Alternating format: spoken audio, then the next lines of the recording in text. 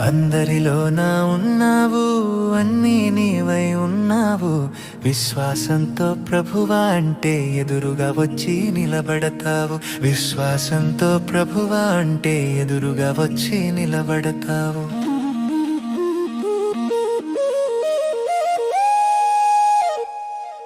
Yes.